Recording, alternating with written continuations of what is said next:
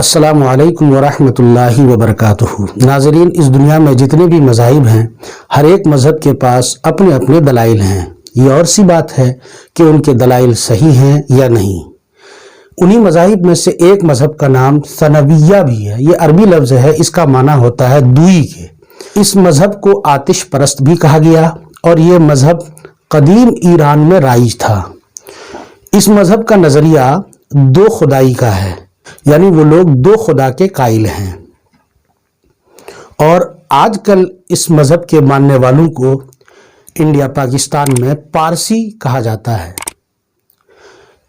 پارسیوں کا عقیدہ یہ ہے کہ جو اللہ ہے وہ برائی کو پیدا کرنے والا نہیں ہے، کیونکہ جو اللہ ہوتا ہے وہ حکیم ہے اور حکیم کی طرف برائی کی نسبت کرنا صحیح نہیں ہے۔ اس لیے ان لوگوں نے ایک الگ خدا مانا اور اس کو برائی کا پیدا کرنے والا قرار دیا۔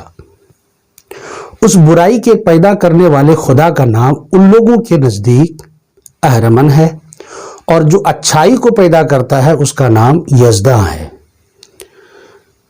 روایتوں میں آتا ہے حضرت مخدوم پاک علیہ رحمت رضوان نے اپنی لطائف اشرفی میں معدن المعانی کے حوالے سے ایک واقعہ نقل فرمایا کہ ایک روز ایک پارسی عالم اور ایک اہل سنت و جماعت کے عابد و زاہد اور پارسا انسان کے ساتھ مناظرہ ہوا۔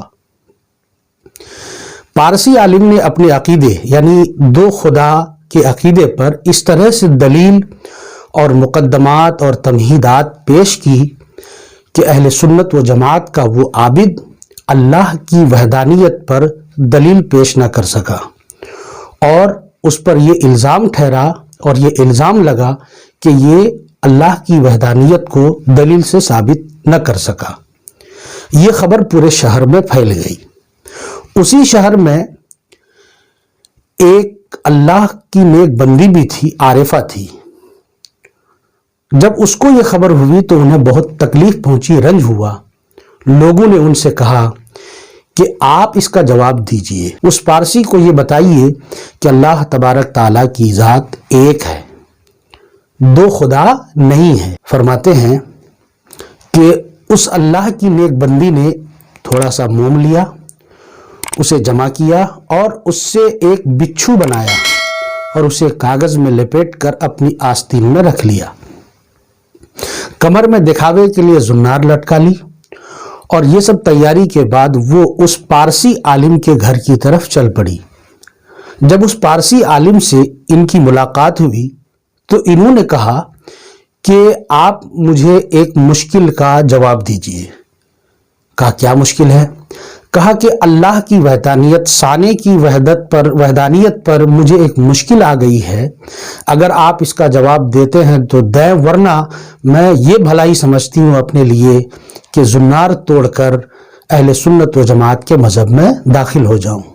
اس پارسی عالم نے کہا کہ پہلے آپ اپنا اشکال تو بتائیے تاکہ میں آپ کو جواب دوں۔ اس عارفہ عورت نے اپنی آستین سے اس کاغذ کے بچھو کو نکالا اور اس کے سامنے رکھ دیا اور کہا پارسی عالم سے کہ بتاؤ اس بچھو کا پیدا کرنے والا کون ہے؟ پارسی عالم نے کہا کہ اس کا پیدا کرنے والا اہرمن ہے۔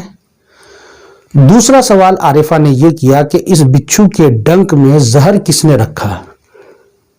پارسی نے کہا اہرمن نے، چونکہ وہی برائی کا خالق ہے۔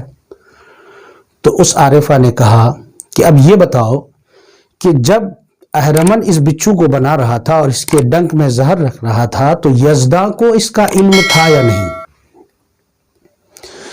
یہ سوال ایسا تھا کہ اس پارسی سے اس کا جواب نہ بن سکا۔ حیران رہ گیا، پریشان ہو گیا، کوشش کیا جواب دینے کی، لیکن اس سے جواب نہ بن سکا۔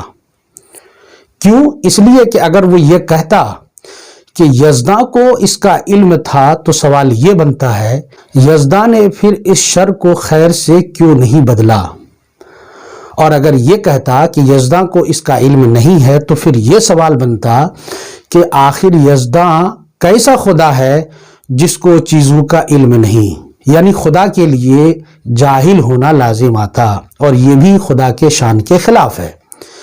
اس لیے جب اس سے یہ جواب نہ بن سکا تو اس پارسی عالم نے کہا کہ اے اللہ کی بندی، تم اپنی زنار بعد میں توڑنا، تم رک جاؤ، پہلے مجھے اپنی زنار توڑنے دو اور کلمہ طیبہ پڑھ کر داخل اسلام ہونے دو، اہل سنت و جماعت کے مذہب میں داخل ہونے دو۔ اس پارسی عالم نے اسی وقت زنار توڑی اور اہل سنت و جماعت کے مذہب میں داخل ہو گیا، کلمہ طیبہ لا الہ الا اللہ محمد رسول اللہ پڑھ کر۔ ناظرین، ہمیں اس واقعے سے یہ بات اچھی طرح سمجھ میں آتی ہے کہ اللہ تبارک تعالیٰ کی وحدانیت اور اللہ تبارک تعالیٰ کی قدرت ہر شے سے ظاہر ہے۔ ہمیں اور آپ کو ان چیزوں پر غور کرنے کی ضرورت ہے۔ ناظرین، اگر آپ کو ہمارا یہ ویڈیو پسند آیا ہو تو اسے لائک کریں، شیئر کریں اور چینل کو اگر سبسکرائب نہیں کیے ہیں تو سبسکرائب بھی کر دیں۔ السلام علیکم ورحمۃ اللہ وبرکاتہ۔